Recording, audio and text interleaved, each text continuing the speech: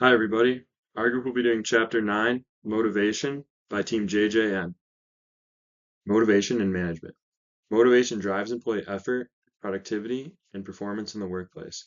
We see motivation in psychology classes and also the business world. Two different types of motivations are intrinsic motivation and extrinsic motivation. Intrinsic motivation is motivation that comes from passion and internal satisfaction, while extrinsic motivation is motivation that comes from external rewards or incentives. Motivation theories, Maslow's hierarchy of needs. Again, we do see this topic from psychology, but it is very important in the business and managerial side. First of all, we have psychological needs, which is food, water, breathing. Safety needs, which is shelter or housing. Belonging or social needs is family or belonging to a certain type of group. Self-esteem needs is respect and confidence. And finally, self-actualization is reaching full potential and personal growth.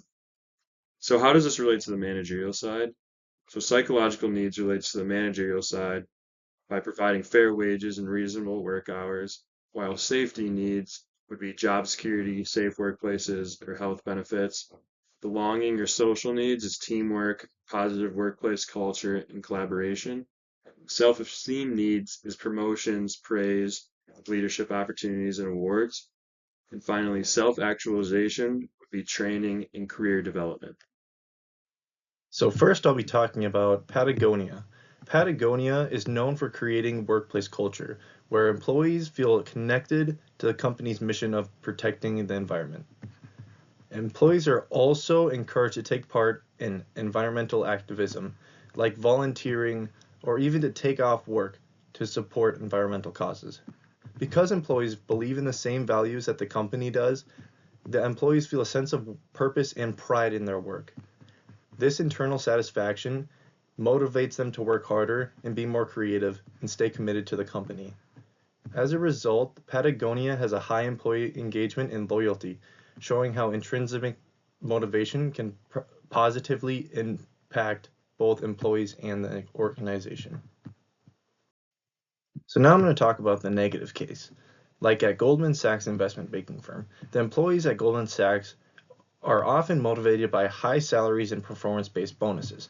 While this can drive short-term results and production, it can also create a high-pressure, high-stress environment where employees feel the constant stress to meet targets and goals.